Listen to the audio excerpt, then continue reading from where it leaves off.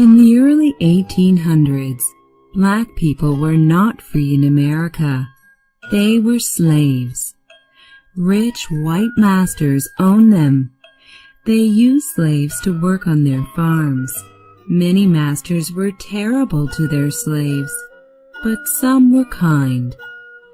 Master Shelby was one of them.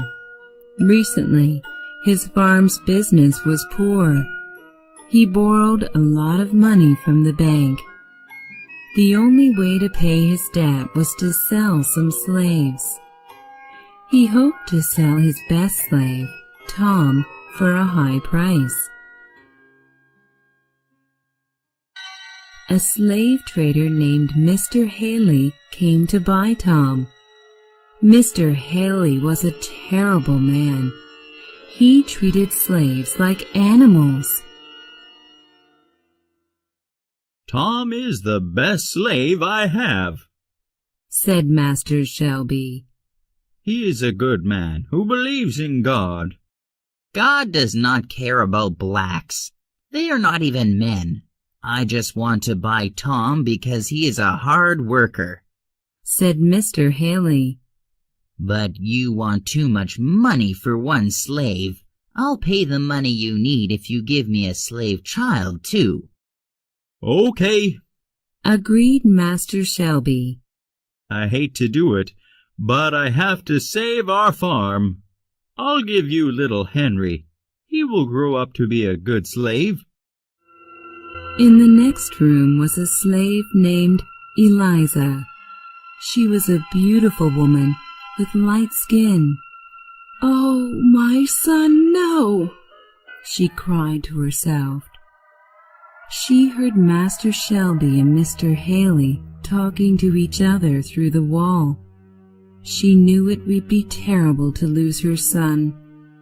This woman had been taken from her mother when she was a little girl.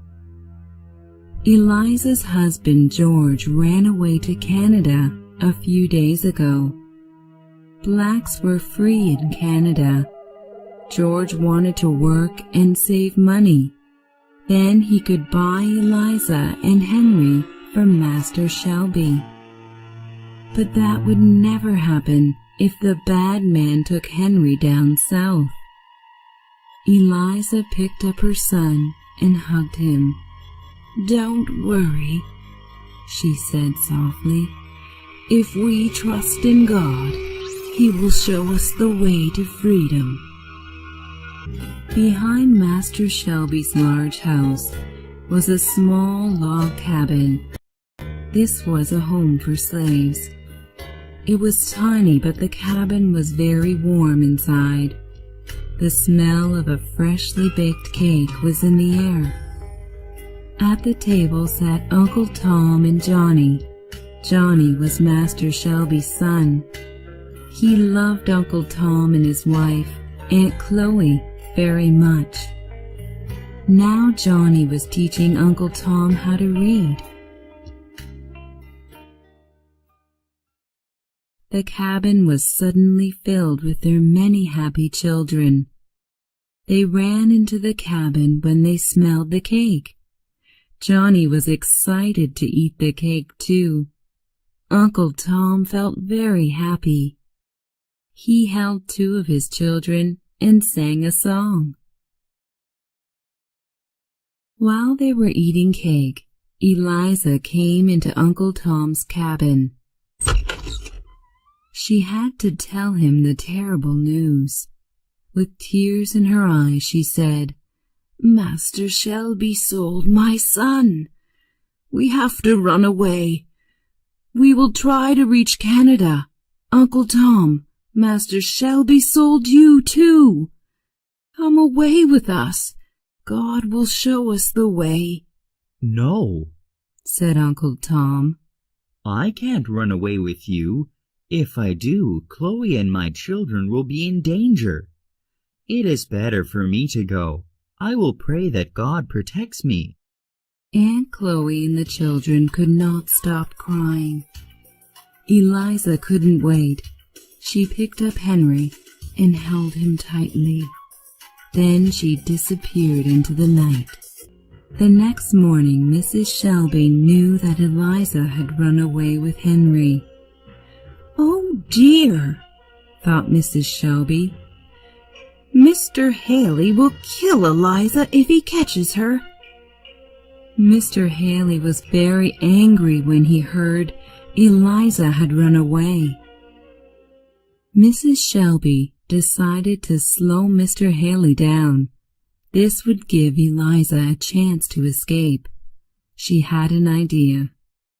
One of her slaves put a small stone under the saddle on Mr. Haley's horse. This made the horse very upset. Mr. Haley was unable to ride the horse for a long time. Finally, he got on his horse and went to look for Eliza.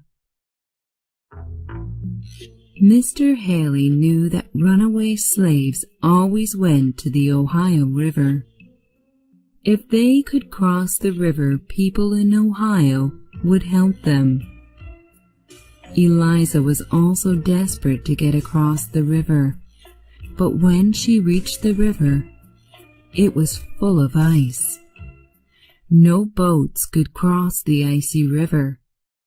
Eliza prayed to God to help her cross. Mr. Haley saw Eliza and Henry. "Stop!" he yelled. "That boy is mine." Eliza was trapped between Mr. Haley and the icy river. So she jumped on a chunk of ice in the river. Then she jumped onto another piece of ice. She wasn't wearing any shoes, and her feet were bleeding. But at last she crossed the river. On the other side of the Ohio River, Eliza saw a man she knew. He was one of the Shelby's friends, Mr. Sims. "Mr. Sims, please help me," cried Eliza.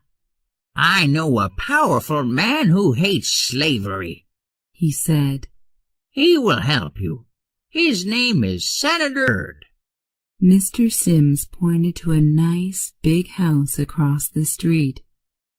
Eliza went to the house and knocked on the door.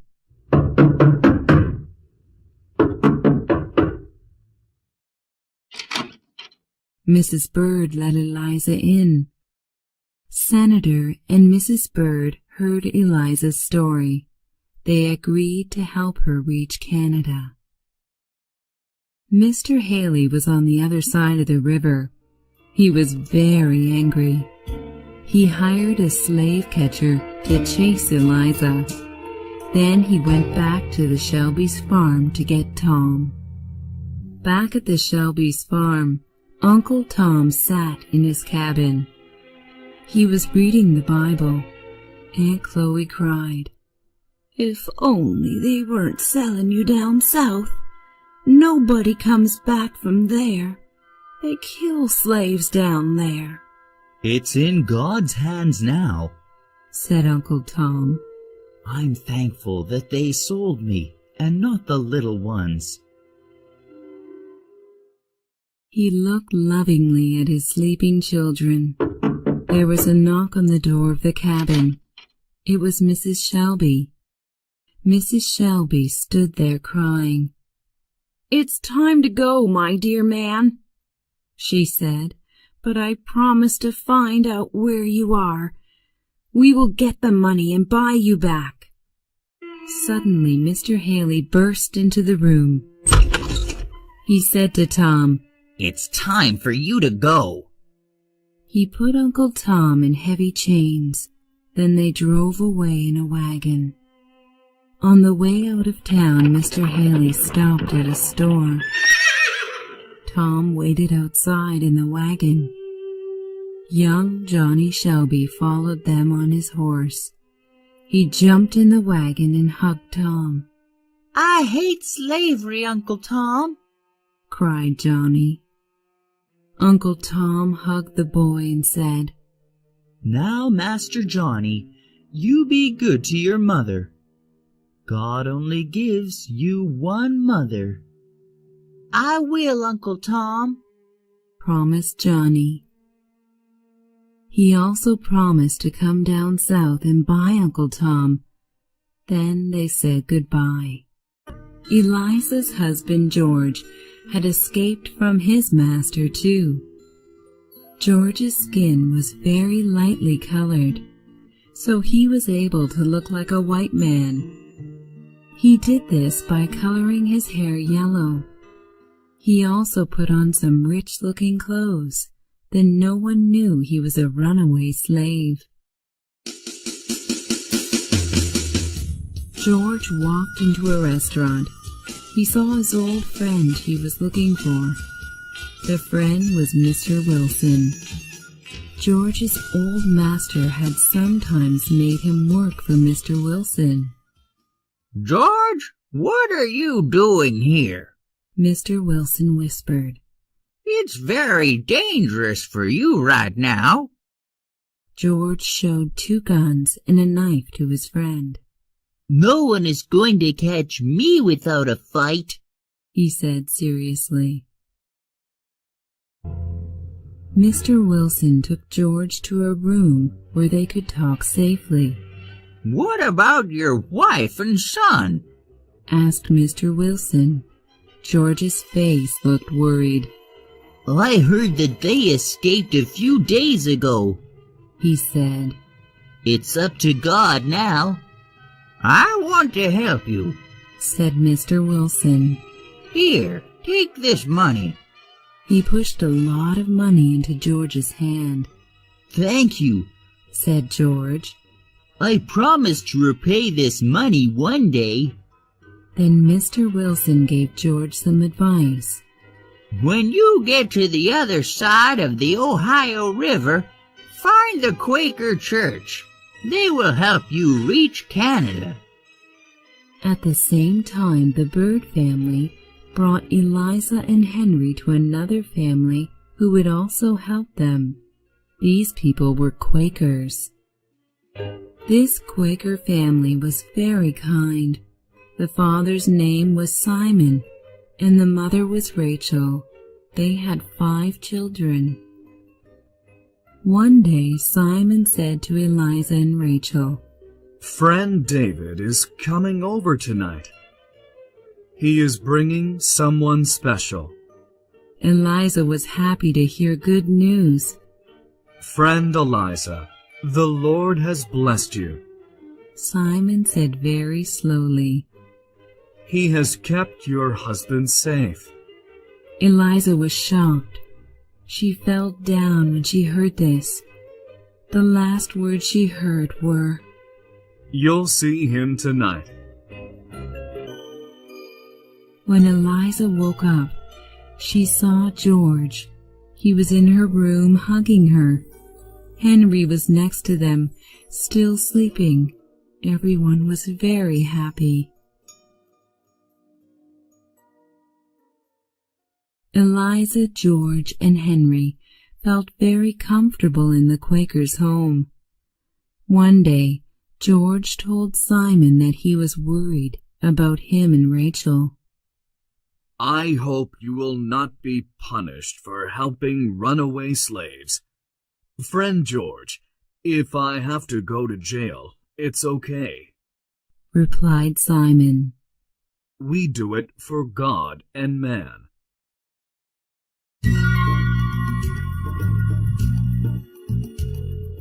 Suddenly, David burst into the house. "We need to leave now.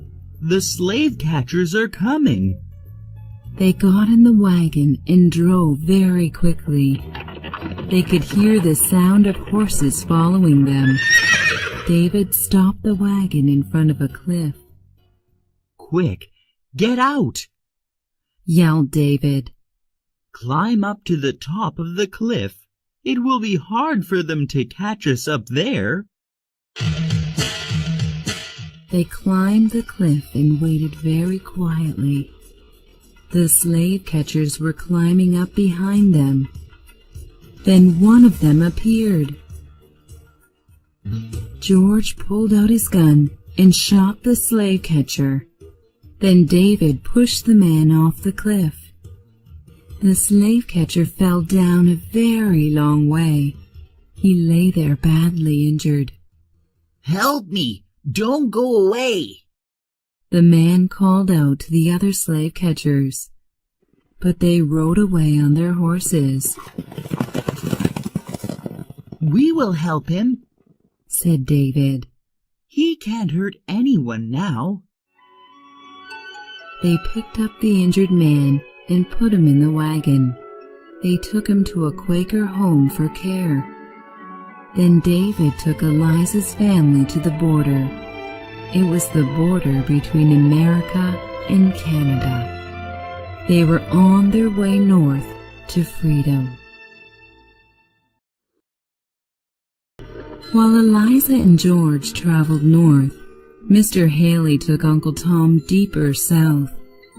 For the last part of the trip, they took a boat. On the boat, Tom met a sweet little girl named Eva. She was a beautiful girl and made people smile. Eva liked Uncle Tom very much. She liked him so much that she asked her father to buy Tom. But Eva, why do you want to own him? Her father asked. Because I want to make him happy, she said. Eva's father was Mr. St. Clair. He was very rich. He loved his daughter more than anything, so he bought Tom for her. Eva was not a strong girl. She and her father were returning from a trip to get Mr. St. Clair's cousin, Ophelia. Ophelia was going to take care of Eva. Eva's mother, Marie, couldn't take care of her. She was a very sick and unhappy woman. She stayed in bed most of the time. The St. Clair's home was large and wonderful. It was like a castle from a fairy tale. Tom thanked God for sending him to such a nice place. It was Ophelia and Tom's job to take care of Eva. She needed a lot of help because she was so weak. As the months passed, Eva and Tom became great friends. Sometimes Eva and Tom talked about slavery. Eva thought that slavery was good because it brought Tom into her life. One day, Mr. St. Clair helped Tom write a letter. He wrote to Tom's wife, Chloe, and their children. Tom wanted to tell them where he was. He also wanted them to know that he was healthy. A few months later, a letter came for Tom. It was from Johnny Shelby. It said that Uncle Tom's kids were doing very well. Chloe was working in a bakery and saving money. In 5 years, she would have enough money to buy Tom back. This letter filled Tom's heart with joy and hope. As the months became years, Eva got weaker. Soon she had to stay in bed all the time. One day she called her father to her bedside. "I am going to see the angels soon," she said. "Promise me you'll free Tom after I die. He needs to go home to his family." Mr. St. Clair could not say no. Okay, my dear, I promise I will. Finally, Eva died. After Eva's death, Mr. St. Clair called Tom into his office. Tom, He said with a smile, I'm going to make you a free man. Tom was the happiest he'd ever been in his life. Oh, thank you so much. Praise the Lord. Then Mr. St. Clair went for a walk. Some hours later, there was a knock at the door. Tom opened it, and a group of men rushed in. They were carrying the body of a man. It was Mr. St. Clair. "Oh no!" cried Tom. "What happened?" One of the men answered. Mr. St. Clair was at the local tavern. Two drunken men began to fight. Mr. St. Clair tried to push them apart, but he was stabbed with a knife. Moments later, Mr. St. Clair died. He had died before finishing Tom's freedom papers. Mrs. St. Clair sold Tom to a mean farmer named Simon Legree. Legree would take him deeper into the South. He feared he would never see his family again. When it was time to leave, Tom managed to hide his Bible. He thought he was going to need it. Master Legree's farm was a terrible, dirty place. Tom had to wake up before sunrise. All the slaves had to pick cotton in the fields. They worked under the hot sun all day. Sometimes at night, Tom told the other slaves about Jesus, but they didn't believe Tom. Their lies were just too terrible. One morning, Tom noticed an old woman working next to him. She looked very weak. She couldn't pick cotton very well. Tom put some cotton in her basket. Legree's men would beat her if she didn't pick enough cotton.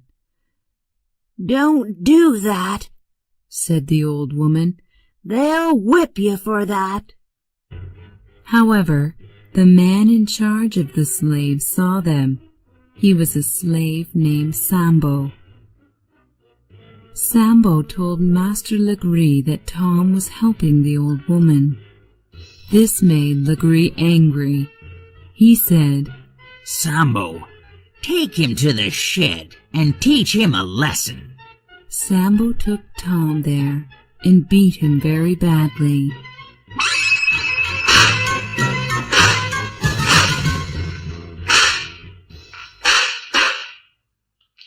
That night, Tom lay in the shed. He was badly injured. He couldn't move at all. "Please," he cried out, "somebody give me some water." A woman came to the shed with some water. Her name was Cassie. She was kind to Tom. She cleaned his wounds. Cassie told Tom her story. A long time ago, her father was a rich man, but her mother was a slave. When her father died, she was sold as a slave. Later, a young man bought her. They fell in love. Cassie and the man had a daughter together. They were very happy. But the man's cousin found out he loved a slave. The cousin took Cassie's daughter away from her. Soon, Tom was feeling better enough to work in the fields, but his injuries were not healed completely. The daily work was very hard for him. A few nights later, Cassie came to Tom. "Tom Legree is sleeping," she said. "Let's take an axe and kill him. Then we can escape." "No," said Tom. "the Bible says it's always wrong to kill. You have to find another way to escape. I'll pray for you." Just then, Cassie had an idea. "You're right," she said. "I'll think of another way."